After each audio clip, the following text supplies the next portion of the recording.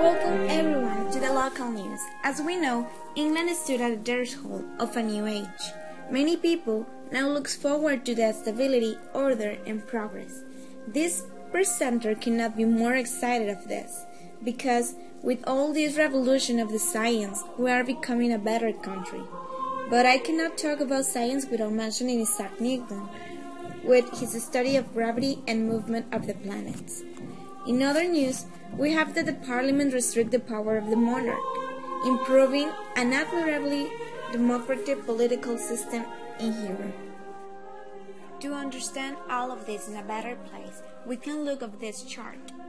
First, we have Oliver Cromwell. Soon after Oliver Cromwell's death in 1658, Parliament offered the crown to the exiled son of Charles I. In 1660, he became Charles II. In 1662, he advanced the scientific spirit of the age by chartering the Royal Society, devoted to the study of natural science. After Charles II died, James, son of Charles I, became king. The crisis came in 1688, when James II's wife gave birth to a son. To the people of England, this meant that another Catholic king would someday be on the throne. Parliament reacted quickly. Several leaders invited Mary, the Protestant daughter of James II, to rule England jointly with her husband, William of Orange. When William and Mary arrived in England, they were prepared to fight for the throne. The people of England hailed the event as a glorious revolution, since not a drop of blood has been shed. The next year, William and Mary agreed to respect a Bill of Rights passed by Parliament. With the Bill of Rights, England attained a limited or constitutional monarchy. After William of Orange followed his wife to the grave in 1702, Mary's sister Anne, a Protestant, became queen. One important act of her reign was the joining of the realms of England and Scotland, the Act of Union, passed in 1707, created the nation of Great Britain, with a central government in London. When Anne died in 1714, the throne passed to the little-known relative of James I, who ruled a small principality in Hanover, Germany. The new King George I spoke no English and had no little interest in the affair of Britain. George I relied on ministers was called the Cabinet, and the chief among them came to be known as the Prime Minister. Robert Walpole, a brilliant and energetic Whig, was the first man to unify the cabinet government in the person of the Prime Minister. In 1760, another Hanoverian king came to the British throne, born in Britain, George III. The king's disastrous policies toward America angered Parliament. In 1782, a fiery 24 years old became Prime Minister, William Pitt. The young authority leader had a great plans for reform of the British government. Before he had a chance to put them into effect, however, France erupted in revolutions. Soon thereafter, Britain and France were at war again, putting off any chance of reform. After all of this, Britain's system of government became gradually more democratic. Gradual changes also occurred in the economic lives of the nation. Now, in the police section, a plague are sweeping the city of London, killing 70,000 people. Also, the Great Fire destroyed over half of the city's houses. London is rebuilding on a grander scale under the direction of the brilliant architect Christopher Wren. In other news, William and Mary just arrived in England. They say they are prepared to fight for the throne. The people of England hold the event as a glorious revolution. because there are not 5. Also, William and Mary agreed to respect the Bill of Rights passed by Parliament. With the Bill of Rights, England attained a limit of constitutional monarchy. In the other part of London, the scientific advantages of this age are establishing the basis for the neural terminology of the Industrial Revolution, where a new confidence in human ability encouraged inventors to experiment with new devices and repeatedly to risk their money on untested ideas. Furthermore, in the new industrial towns, mills and factories belch smoke into country air. Inside the factories, men, women, and children toil at machines for 12 and 14 hours per day.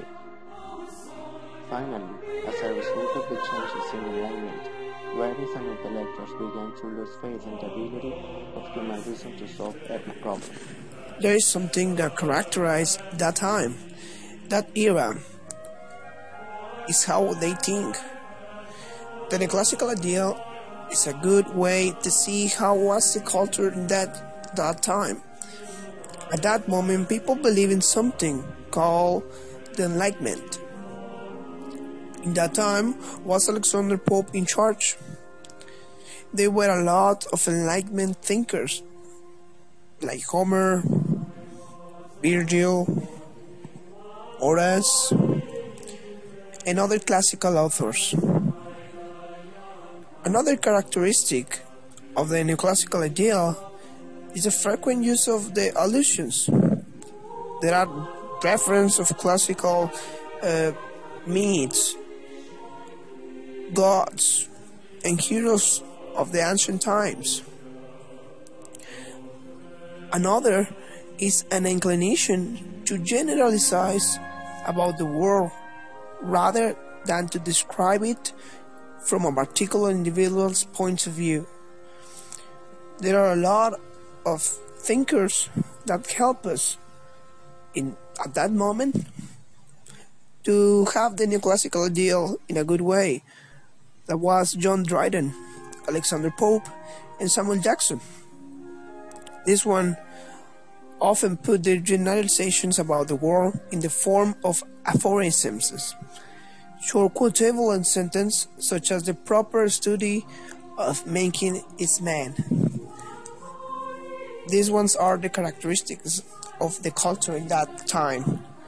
So pay attention in that moment about if there are something similar or not.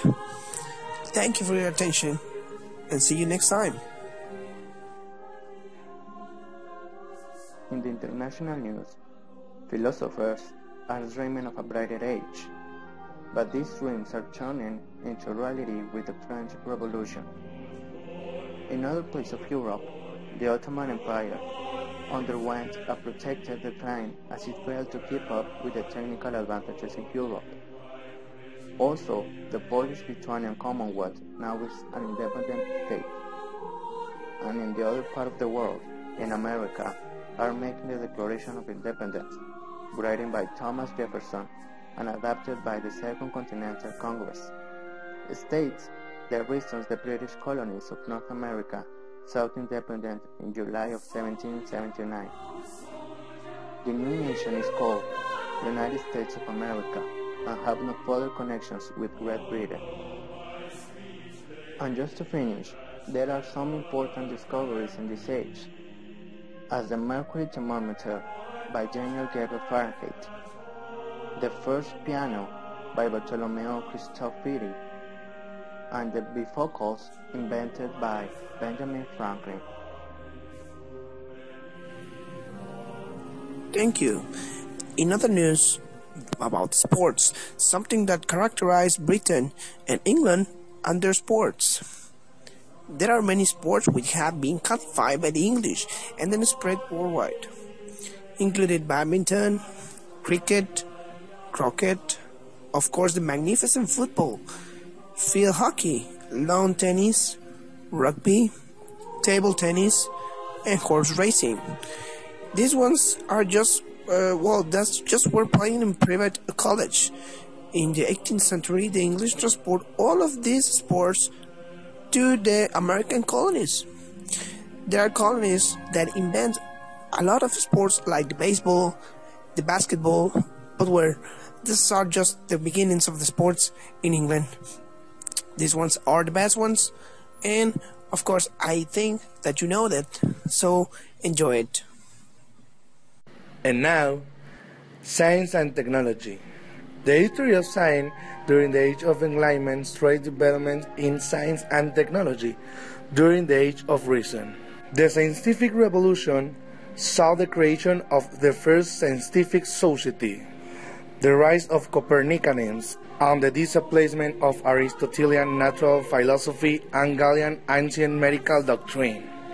By the 18th century, scientific authority began to displace religious authority, and the disciplines of alchemy and astrology lost scientific credibility. Many Enlightenment writers and thinkers have backgrounds in the science and associated scientific advancement with the overthrow of religion and traditional authority in favor of the development of free speech and thought. Science during the Enlightenment was dominated by scientific societies and academies, which had largely replaced university as center of scientific research and development. Societies and academies were also the backbone of the maturation of the scientific profession. Good afternoon, televiewers. This is the only channel that has information for you. My name is Carolina Guadalupe Infante Galvan, and I am going to present the people section. So let's start. Alright, talking about Charles II, he lived in Paris during Cromwell's protectorship, and as you know, the first years of Charles II were not good. He enjoyed elegance, he used clothing and rich jewelry, and also he invited Italian composers and Dutch painters to live and work in London. Although some critics say that Charles cared more about pleasure than power, so he kept his Catholic convictions to himself. Now, two political factions appear in Parliament, the Tories and the Whigs. The Tories, they were conservatives who were against the changes taking place in Britain, but on the other hand, the Whigs support the war. They were merchants and liberals who made handsome profits supplying war goods. And now continue with ideas for a new age, in this case the Enlightenment. Talking more about John Locke. He was a British philosopher and political theorist, and after the Glorious Revolution, Locke brought the rationalism of the age to his study of government. In this case, Locke said that the kings did not have a divine right to own the power, but Locke's enlightened ideas about government, in this case, helped to shape the arguments of the American colonists during their disputes with George III. Welcome everyone to the classified ads. If you are looking for a job, you may know that the landlord began to fence in the land they had once rented out, hiring laborers to work the land from them. So if you need a little more extra money, you can call them or look for them to the center of the town. Also, if you are tired to work as a farmer, you can go to the new cities that are needing all the help from the farmers that are tired of their jobs to improve their lifestyle and start to work with them. That will be all for the classified news for today. Thank you. And now, in comical section, I bring for you three amazing literary ages: the age of Dryden, the age of Pope and Swift, and the age of Johnson. In the age of Dryden, in literature extends from the year of the restoration of Charles II to the year of Dryden's death. But in history, this 40-year period is called the Restoration. And Dryden, whose works include like poems, plays, essays, dominated all the Enlightenment. That's why he was named Poet Laureate. It was the England's official poet by Charles II. The most famous works from Dryden are the satirical poems, but especially Macflennau. In this satire include the unflattering portraits of real people of this time. But in these poems, they use lofty and heroic language that they actually ridiculize their heroes. They are often called mock heroine poems or mock epics. In this period, the Restoration was also noted for its drama, especially comedies. For example, Charles II reopened the London theatres which the disapproving of Puritans had closed, but the Restoration theatres fancier and more costly than those of Shakespeare's time. And also Dryden wrote the best tragedy of the period, entitled All for Love. It was a romance of Antony and Cleopatra. Prose writing also flourished in the Restoration, and the most fascinating prose work of the period it was the Diary by Samuel Pepys. Another authoritative writer of the time was Jonathan Swift, who wrote the Gulliver's Travels and A Modest Proposal. Here, Swift suggests a way for preventing the children of poor people in Ireland from being a burden to their parents or country. Swift's ironic solution to them is a modest proposal at the heart of a bitter satire directed against the English absent landers who were destroying Ireland. Also in this period we have the first novel in English, which name is Robinson Crusoe by Daniel Defoe. Also in this period appeared the literary periodicals The Tatler and The Spectator. Also appeared in the early 17th, writing by Joseph Addison and Richard Steele. And finally, televiewers with the comical section, we have a Samuel Johnson, which he published his own magazine, which name is The Rambler, the most important work, the Dictionary of the English Language.